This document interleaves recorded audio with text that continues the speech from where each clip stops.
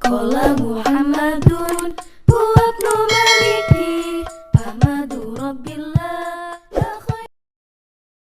Pandeglang teh iya urang keur cicing di Pandeglang terek ngaji sim kuring mah rek nyaritakeun asal usul Pandeglang.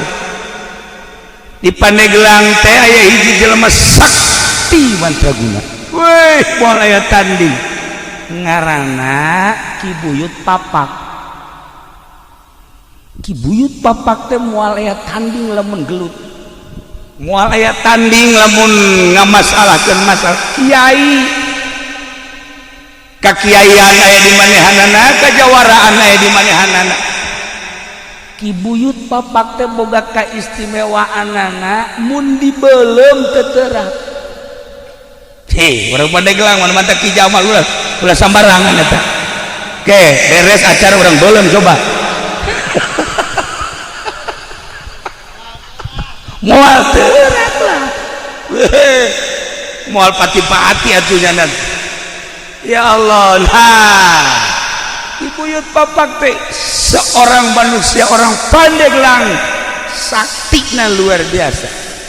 Kabelah dia eueuh tanding masalah, eueuh tanding gelut, eueuh tanding segala rupa, boga kamonesan nyana leuleukeunna nyieun gelang. Tapi nyieun geulangna lain cara zaman kiwari. Belum sanggeus tadi belum diketrokanana make leungeun. Yehe, urang Pandeglang mah tulas sambarang. Make leungeun di luhur batu. Eta sanggeus tadi belum ditakolan dibentukeun gelang. Dibentukeun gelang. Sanggeus tadi pek-prekan. Ternyata ieu teh horenganan kudu dikacaikeun. Batu nu eta kumanehanana disimpenna di hiji tempat ngaran tempatna eta di Kabayan Cikole. Ayalah kuari disebut Batu Ngamprak. Neangan tempat jangan nguluikeun lalakon. Aya di Cikolaken Cikole edi naon kitu ngaranna Kabayan keneh ngan Kabayan Citaman. Aya cai di dinya mah dibeulem dibentukeun make leungeun dipek-pekan teu kuateun batuna maka disebut batu beulah. Kula mah asal ngadengin nu beulah muringkak bulu. Heuh maksudna terus mah dehem mana bae sia mah kolot-kolot. Tah kuari teh aya batu beulah di Citaman Kabayan Citaman. Masya Allah di dinyala dibentukeun rapih jadilah gelang. Maka nyieuna disebut pande mande gelangna gelang. Zaman harita langsung anjeunna lapor ka Syekh Maulana Hasanuddin diiring ku 5 jelema. Syekh Maulana Hasanuddin almarhum al-maghfurlah kuddisa sirruh, ya Allah ya Rabbi, kaget seorang Pandeglang kampung anu luar biasa, bahkan lain sekedar kampung leuweung meleg-meleg bisa jijieun anu sakieu hebatna diterima dengan 12 tangan ku Syekh Maulana Hasanuddin. Sageus teh diterima teu meunang balik deui eta Buyut Papak teh diangkat jadi penasehat keraton. Jadi boga sejarah lain lalagaan, maka Pandeglang teh disebutna Panegelang. Lantaran zaman harita mah masih kena aya Belanda dilempengkeun Pandeglang. Sebab baheula Belanda mah loba pandendres, pande dan lain-lain sebagainya. Nah, iyalah asal usul Pandeglang. Cek sakaol mah lain kitu. Sasari Hidayatullah teh nyerang Banten Babat Banten nu dititik beratkan ka Syekh Maulana Hasanuddin pada tahun 1525 berhasil Banten teh dikuasai ku Syekh Syarif Hidayatullah tahun 1570. Maka Syekh Syarif Hidayatullah teh nitipkeun Banten sebab geus selesai. Kaselesaiana saur Syekh Syarif Hidayatullah, alhamdulillah Banten geus jadi milik urang. Terus sampaikeun ka Lampung. Belah dituna Brebes, Tegal. Lain leutik-leutik keraton Banten teh di Brebes di Tegal, belah dituna Lampung. Masya Allah. Pajajaran teh ieu teh beunang ku Banten. Maka cek Syekh Syarif Hidayatullah ieu ngaranna Peni Gelang. Peni teh nyambung, gelang teh gelang nyambung gelang bahasa kinayah. Maksudnya nyambunglah perpolitikan, nyambunglah perekonomian, dibangunlah ku Syekh Syarif Hidayatullah perpolitikan atas nama Banten jeung perekonomianana. Maka Banten teh boga Pandeglang lain leutik-leutik sejarah.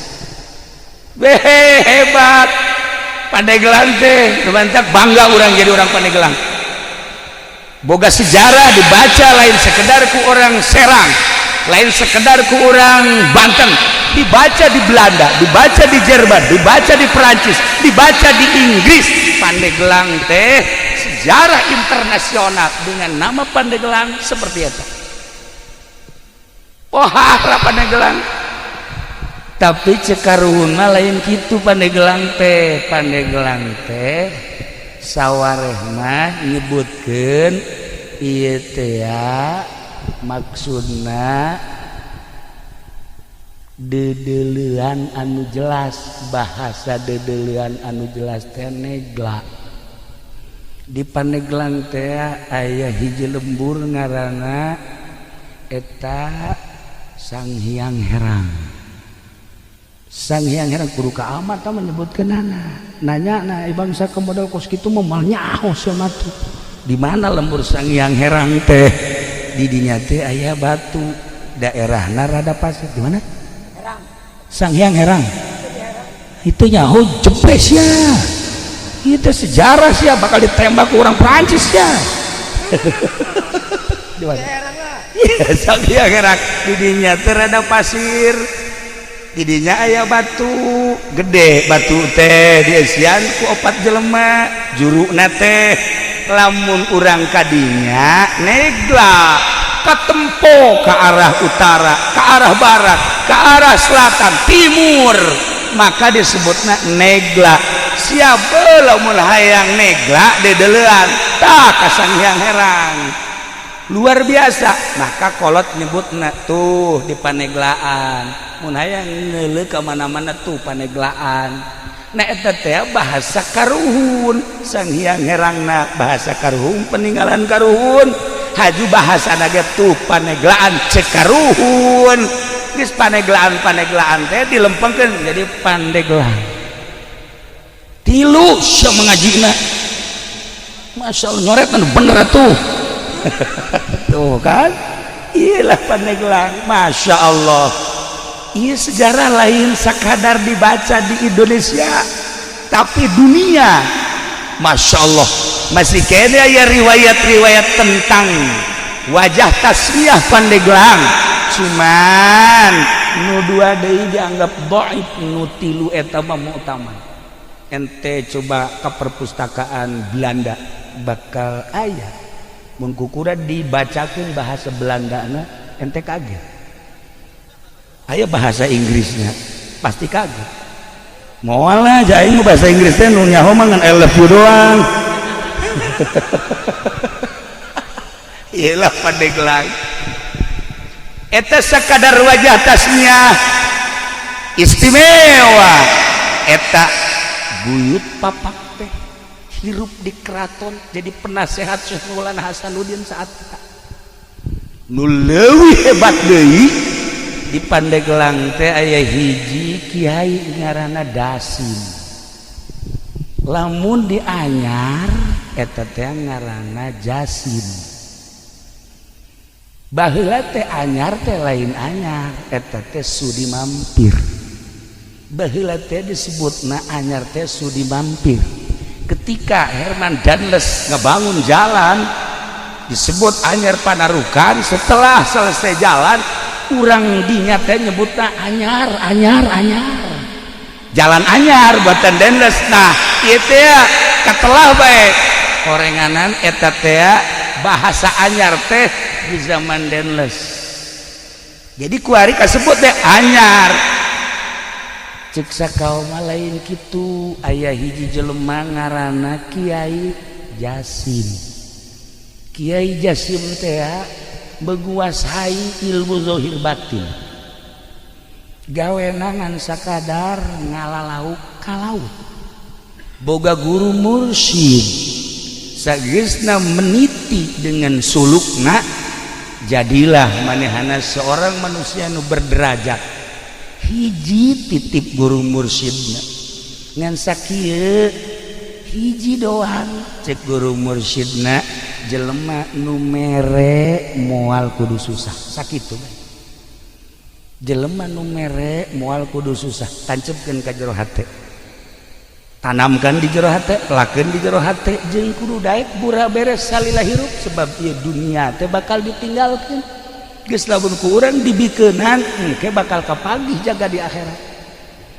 Nya cak guru na teh jelema anu mere moal jadi susah, moal susah ku mere.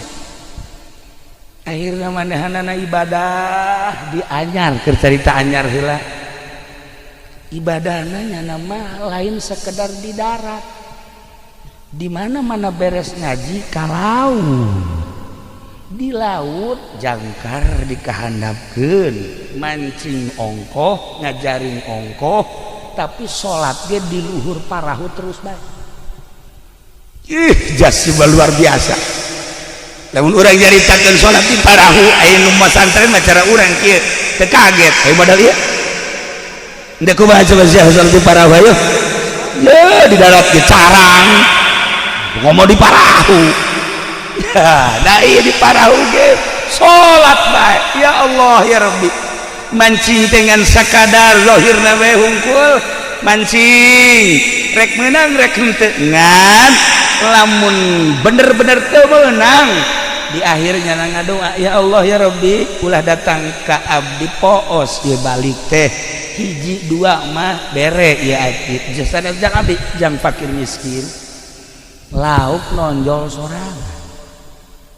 Mancing merek menang rek henteu sebab nyanana salat di luhur parahu.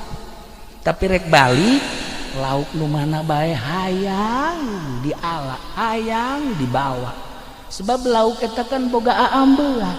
Saha ieu nu mancing, saha ieu nu di luhur parahu, pasti ieu aing teh digunakeun mangpaat. Disodakohkeun, didahar ku balerea, haju dipake ibadah, lauk ge hayangin.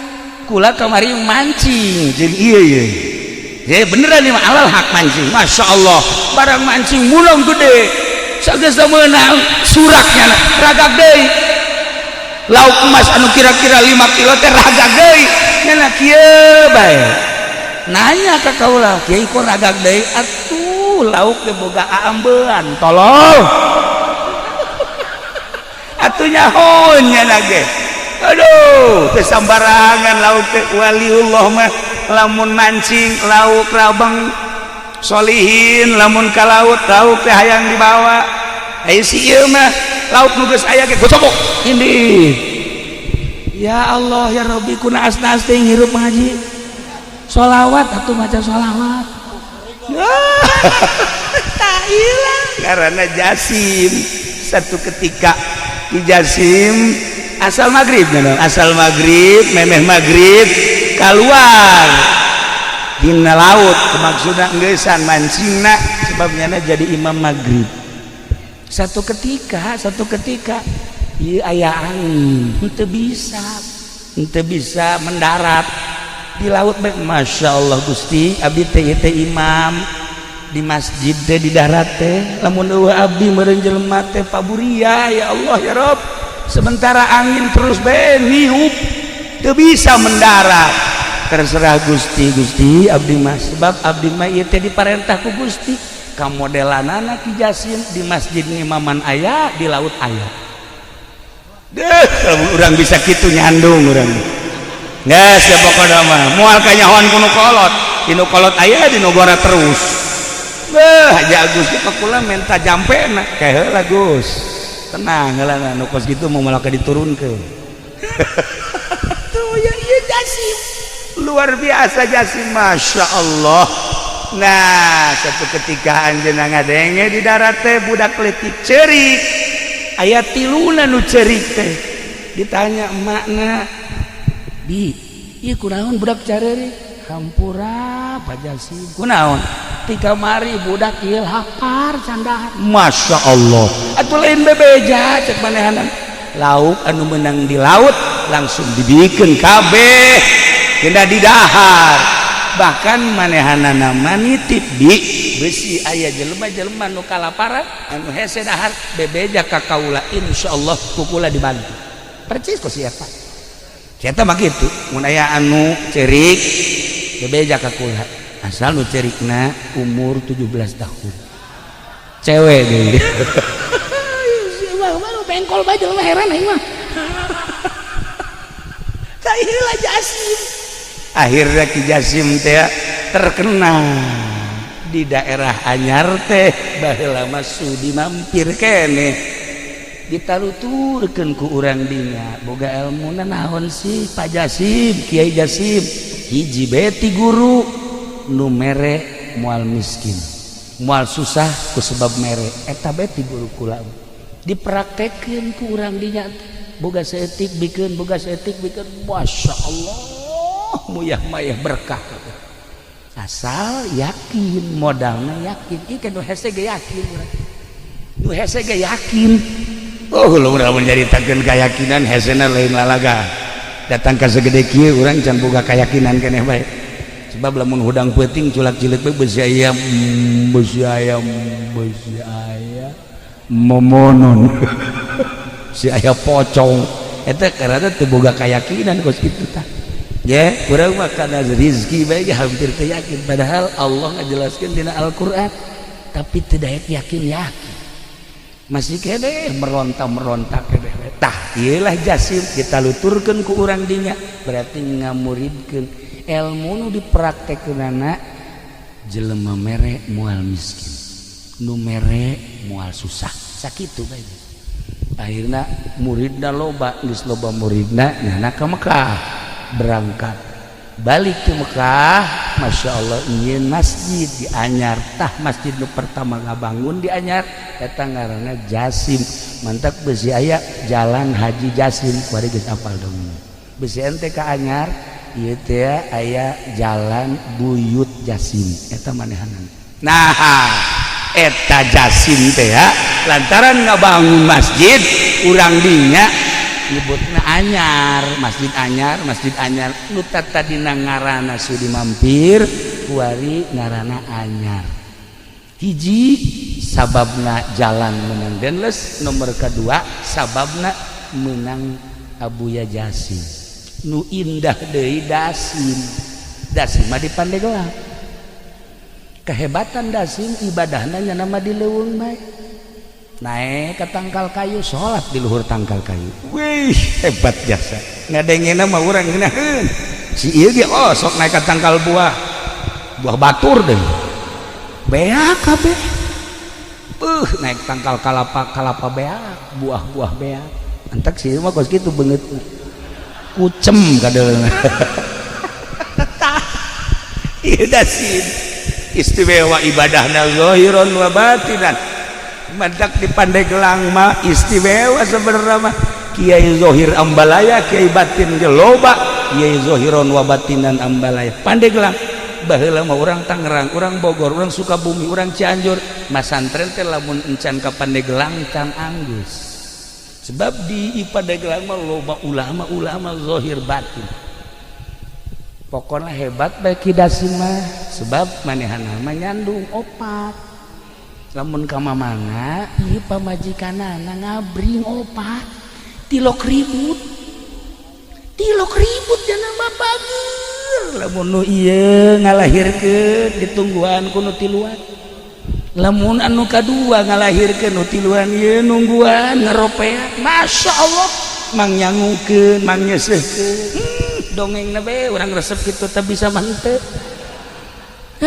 ieu Dasim aya di Pandeglang aya hiji jawara orang Tangerang nyabalah ka Kiai Prawira almarhum almaghfurlah ka Sekong bebeja mali bejakeun ngaranna sebab eta anak incuna loba keneh ayeuna bebeja mama abdi malah embung ilmu naon hayang ilmu naon tuh hayang ilmu bisa nyandung ulah sia nyandung mah engke eungap ieu dunia nu sakieu legana bakal karasa eungap nyawa sia kolong leuit eungap nyandung leuwih eungap tibatan cicing di kolong leuit sempit sia karasana imah na ngabangun urang tapi urang agag-agagan di kadinya imah nang urang mobil nang urang tapi ketika urang dek balik aya eueuh nya tah leuwih serem tibatan sepaan eta lamun nu kolot nu ngora mah biasa bae sih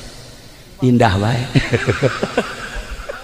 tah maung leuwih tibatan maung nu kolot lamun geus manyun bae waduh hareuda komo lamun geus jebris waduh jantung murang cek Mama Prawira ulah lah mun bisa mah ulah teh kula mah ya hayang nyandung menta jampena dibere kieu jampena nya ieu dengekeun ku kabehan lamun urang ngala wudu ti zuhur wuduna eta kudu ditandean dina ember asar tandean dina ember cek Mama Prawira magrib isya subuh tah serius haju aya kalapa hejo papas luhur jeung handapna bolongan saeutik setengahna inum ku urang setengahna deui cokot tacai ti ember anu meunang wudu tadi hijikeun ka dinya haju tutupan bacaan ku maneh engke inumkeun ka pamajikan maneh ngan babacaanana moal dibikeun sakitu atuh sia nyarandung kabeh iya nu bahayana ya yang medit-medit mun kitu boga duit teu nyandung tah ieu mah bal dipikeun ieu carita Mama Prawira we akhirna dibacaan bener saenggeus da dibacaan inumkeun sesana kalapana ieu pendem hareupeun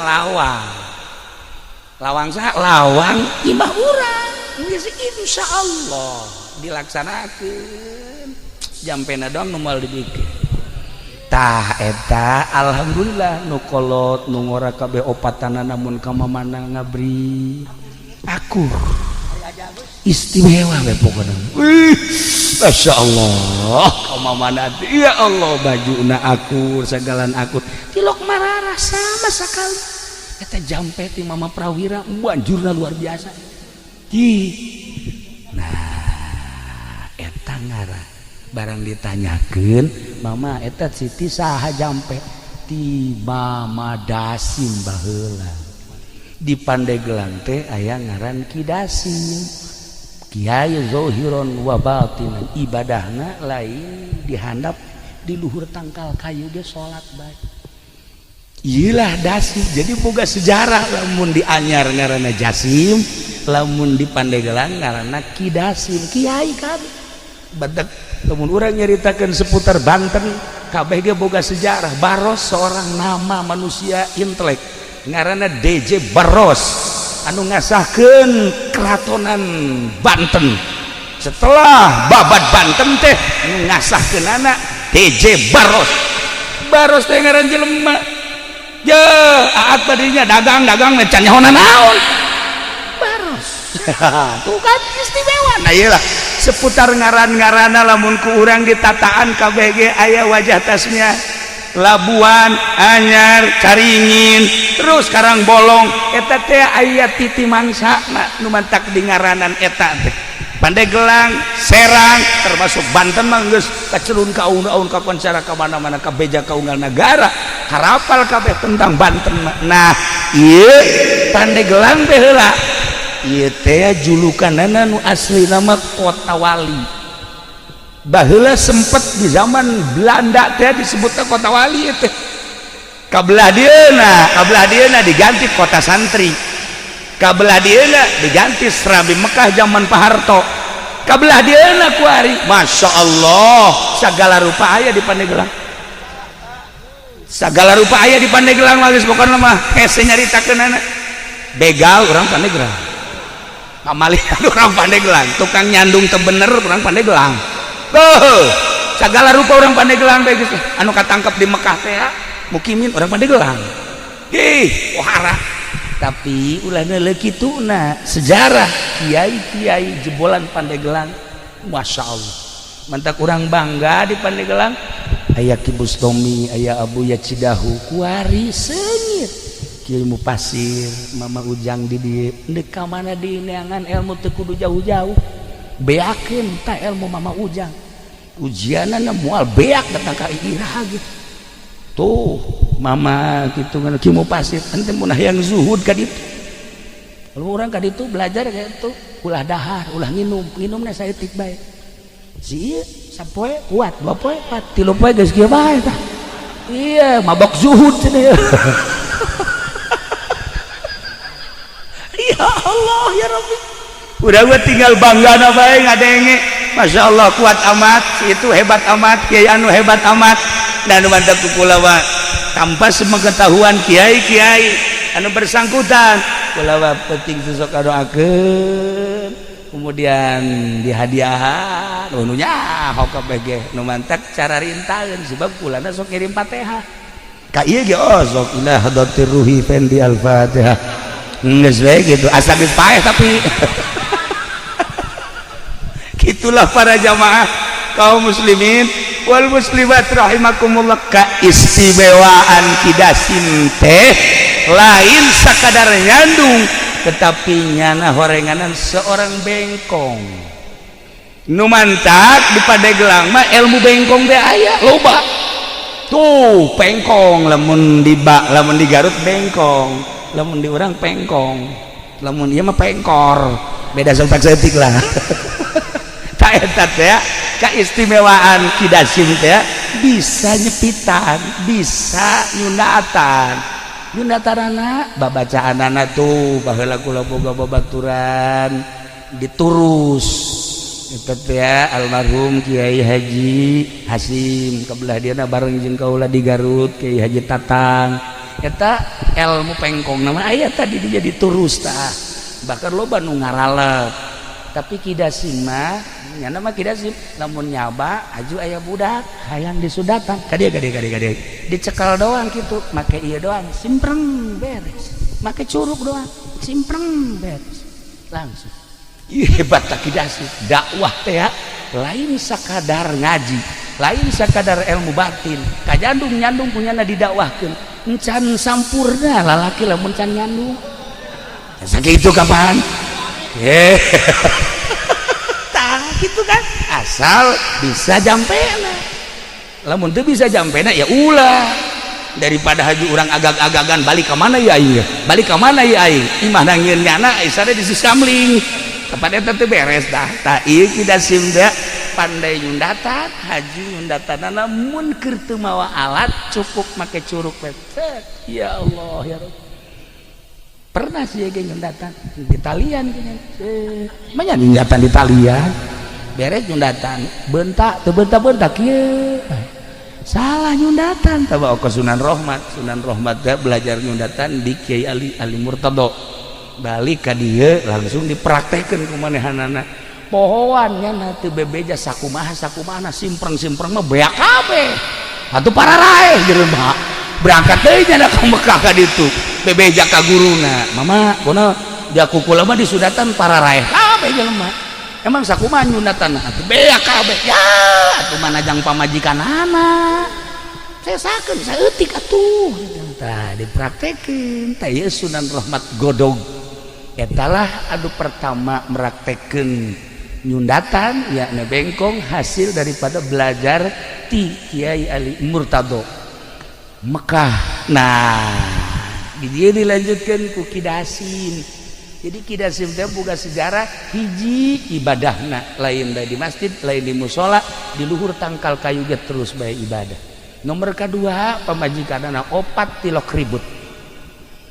Nomor katiluna bisa nyundatanana tilok ceurik budak teh jeung tilok getihan. Cukup simpreng beres. Ya Allah mun ditolaalan teh kakaraket tolak budak geus beres sudah. Kakaraket tolak beres.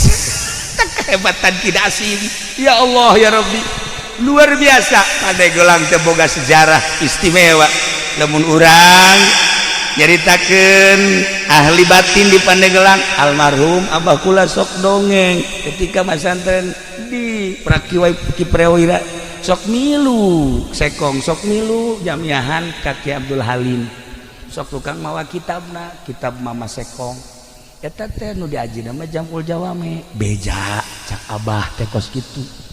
Jadi berarti lain sambarangan. Tah Ki Abdul Halim memang kumaha Ki Abdul Halim mah teu kukubah ngan sakadar hebat mamanehanana pernah satu ketika nyana lempang di jalan kereta tasbehna murag di jalan kereta eta kareta nguik-nguik kan teu bisa maju aya tasbehnya mah wih eta masinis kaget ih aya naon ieu teu bisa maju barang ditempo aya tasbeh sieun kabeh nyekel tasbeh eta sieun nyekel tasbeh eta barang ditingali nuanieun ieu tasbeh tadi nu liwat mah Kiai Abdul Halim kadinya teh digerokeun bae ya ki oh bener cenah terus we ditinggali heuh ieu tasbeh kula dicopot kareta maju deui coba tasbeh sia coba aya nyaho ya Allah ya Rabbi dailah para jamaah kaum muslimin wal muslimat rahimakumullah kitu rek nyaritakeun ngaji sim geuring mah lantaran izin ka kiai-kiai di dieu wirang ka ama cacak-cacak ama masih kuring ya insyaallah meureun hiji hadis dua hadis mah aya nu apal ngan kulantaran di aya ama taaduban ka ama embung lah maningan dongeng seputar eta bae mun ku urang dicaritakeun mimiti babad Bantenna terus ka pucuk umuna terus ka Serang terus Pandeglang Labuan aya saha di Labuan teh kaya di urang teh aya Syekh Daud Cibandat aya Syekh Asnawi Carini beuh belah dina aya Ki Husein Carita geus puguh di Bantenna aya Syekh Maulana Hasanuddin aya Syekh Yusuf ya Allah ya Rabbi kabelah dina aya Ki Abdul Halim aya Mamang Armin Cibuntu Kiai Prawira beuh pohara jasa disusul kuno kamari ieu urang apal Abuya Cidahu Abuya Bustomi jeung saantara urang nyaritakeun baros nyaritakeun Pandeglang mah kaya santri kaya ustad kaya beunghar kiai Zohir jeung Kiai Batik teu kudu ka mana ngaji teh cukup di Pandeglang bae teangan lagi kiai anu berpolitik aya kiai nu tasawuf aya kiai anu macam-macam ente dek teangan kiai teu kudu ka Jawa Tengah Jawa Timur cukup dek belajar politik aya di Pandeglang Banten dek belajar ekonomi kiai anu dagang ambal ayah geus teh nyaho kalel kidul haram halal geus teh kiai eta teh ambal ayah bari bantu masa kiai boga showroom kiai boga showroom HP showroom mobil pada teh urusan jeung bang ai bang teh lamun ku urang dibaca kitab dakepan mengandung riba di ditu da teh urang mencari teh amal dibacakeun izin ka ama nang dijelasna mah seperti eta eueuh masalah eta teh seni variasi. Jadi di Pandeglang teh kiai anu tasawuf loba kiai anu zohir bae loba kiai anu zohir batin ambalaya kiai anu berpolitik loba kiai anu berekonomi loba kiai anu berbudaya ge ambalaya teu kudu neangan ka mana. Tapi ketika aya seorang habib ahli batin nyaba ka Banten kuari nyaba ka Pandeglang pernah neteskeun cai mata sebab naon sebab nyana bisa ngobrol jeung laut ketika nyana ngobrol jeung cai laut ceurik nyana sebab ieu laut teu katahan deuk naik ka dieu Gunung Karang hampir-hampir cak habib ahli batin nuku kula kuari karandapan Habib hiji Habib Lutfi, 2 Habib Umar, 3 Habib Japat, Habib Sehan, eta bangsa Habib nu waduh aredan edan Allah dari sieu mah edan jahe kolot-kolot geus tahu diri mah tuh Masya Allah. Itu beda jauh tuh. Orang ngobrol seetik ke mana apalin hati orang ketebakan Masya Allah kadang meringkak bulu dah. Tapi ayah satu kebanggaan Masya Allah indah jasa orang mun kapanggih jeung Habib nu model kos gitu ngarasa handap diri orang ketika orang amprok jeung Habib begitu. Para jamaah kaum muslimin wal muslimat rahimakumullah, iyalah cerita seputar Pandeglang, seputar Kiai. Ingat di Pandeglang ayat 2 hiji dasim di daerah dia, 2 jasim di daerah anyar. Ilmu anu terus kabelah dieuna dimuridkeun ialah ilmu ti Syekh Mansuruddin Cikadueun anu baheula nyekel satoriah salah sahiji anu muncul kabelah dieuna Rifaiyah kabelah dieuna Qadiriyah wan Naqsabandiyah. Geus lamun jelema nyekelan kos kitu insyaallah moal daekeun ngadahar duit ti pamarentah. Beteng teh dijaga besi petingna teu bisa tahajud sebab urang ngadahar duit ti pamarentah ulah loba ti bupati baheulanan. Petingna hudang mah hudang tapi ieu kekereucuman teu bisa pas gitu. Eta hese tadek dobatanana kos kitu teh. Ieu mah urang ngobrol pada santrina bae supaya urang ulah daek ngadahar duit bupati aya leutik mah. Tuh kan zaman katara ku aing hayang ganja. Doh mantek ieu kadaleuna eueuh sinaran eta leleb teuing. Itulah para jamaah kaum muslimin wal muslimat rahimakumullah moal dilanjutkeun cerita-cerita selanjutnya jeung ngajina ge geus teu kudu make hadis jeung Al-Qur'an cukup cerita seputar Pandeglang jang cecekelan urang besi aya nu can apal wajah tasmiyah titi mangsa tentang Pandeglang jeung aya 2 kiai cikal bakal anu istimewa selain daripada ti Kesultanan Banten korenganan aya ngan ingat ieu keturunan Banten nu baheula mun asli ieu tembak baheula ku Belanda sebab jelema nu asli keturunan Banten teh boga ruhul jihad anu tinggi anti Belanda teh nampak dicatat dina sejarah kiai anu anti Belanda nyawa taruhanana.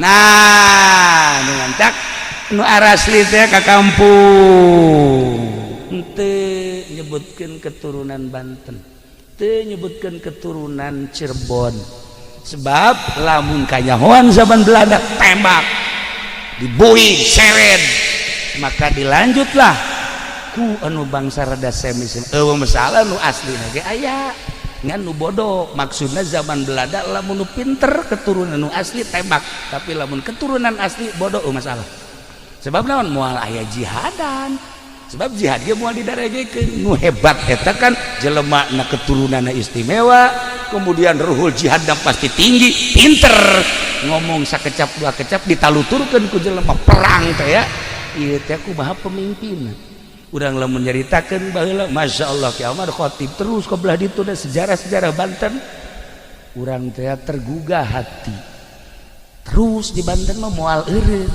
kuari Belanda teh nu paling ditingali sa Indonesia hanya 3 1 Banten nomor kedua Makassar nomor katilu Madura 3 daerah eta mah geus bae pokona orang Belanda per detik ieu masih kena naliti Banten Makassar Madura 3 eta mah geus lain lalagaan geus Masya Allah sebab lawan aya andil orang Makassar di Banten aya andil orang Banten di Makassar aya andil orang Banten di Madura aya andil orang Jawa Timur bukan Madura Jawa Timur di Banten nu 3 eta mah persatuanana luar biasa nu mantak menang ge babat Banten dibantulah ku orang-orang tersebut maka sampai ayeuna orang-orang Belanda Inggris Prancis neliti saha nu bergerak di Banten siapa orangnya saha nu bergerak di Jawa Timur siapa orangnya saha nu bergerak di Makassar saha jelemana sampai ayeuna masih keneh diteliti keneh bae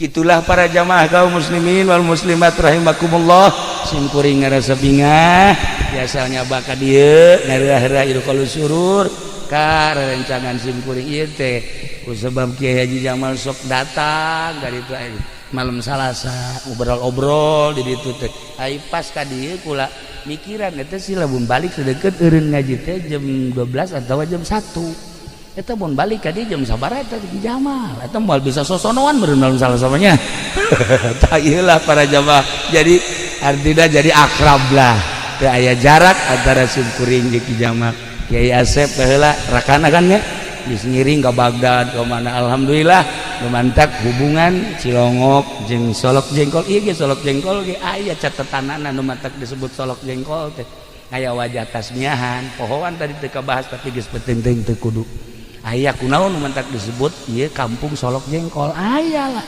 ya para jamaah kaum muslimin wal muslimat rahimakumullah perkampung-perkampungna ieu teh aya menang Belanda baheula sejarahna aya di Belanda di Indonesia hese mun urang neanganana jadi mun hayang apal urang kudu ke Belanda ka ditu hese nah gitulah malam ieu alhamdulillahirabbil alamin jang menggugah sejarah ternyata Pandeglang lain sakadar daerah biasa-biasa kaya dengan potensi-potensi anu berjuang di keagamaan sampai ayeuna Pandeglang tetap diperhitungkeun kiaina jeung santrina ulah dikira Pandeglang lamun geus turun we ka Jakarta wah urang Jakarta sarieun beak sapi beak pasar beak urang Pandeglang itulah ya jadi malam ieu sakadar membuka supaya tergugah hati urang-urang Pandeglang supaya neruskeun sepak terjang leluhur urang sepak terjang karuhun-karuhun urang anu ibadahna nu ditataan kiai-kiai aya catetanana di Labuan aya kiai sabaraha kiai hebat di Anyar sabaraha Caringin aya sabaraha terus ke belah dieu ka Serang aya sabaraha Pandeglang aya sabaraha wah istimewa nu panglobana di Pandeglang di dieu gitulah seputar tentang Pandeglang hatunan kitu garada simkuring hapunten tina samudaya kalepatan sareng kakiranganana urang doakeun ama mudah-mudahan dibere kakiatan ku Gusti Allah Kiai Jamal sekeluarga mudah-mudahan dipasihan kanugrahan ku Gusti Allah kitu kene keluargana Kiai Asep jeung sajabana sadayana mudah-mudahan aya dina rahmat Allah Subhanahu wa taala urang nu haladir di dieu di berbagai elemen mudah-mudahan sami-sami aya dina tangtaingan Gusti Allah Subhanahu wa taala doakeun simkuring insyaallah ngadoakeun urang pada silih doakeun dalam rangka lillahi kalimatillah sekemampuan urang pondok pesantren anu dakwah mimbar anu di pemerintahan anu di perekonomian hayu pada babarengan dakwah menuju ridho Allah Subhanahu wa taala terakhir putra Kiai Haji Jamal anu di sekitar urang doakeun mudah-mudahan janten jelema anu sholih bisa neruskeun ramana akina jeung uyutna ka dituna dalam rangka lillahi kalimatillah sakitu ti simkuring hapunten tina samudaya kalepatan sareng kakiranganana wallahul muwaffiq ila aqwamit thoriq wassalamualaikum warahmatullahi wabarakatuh.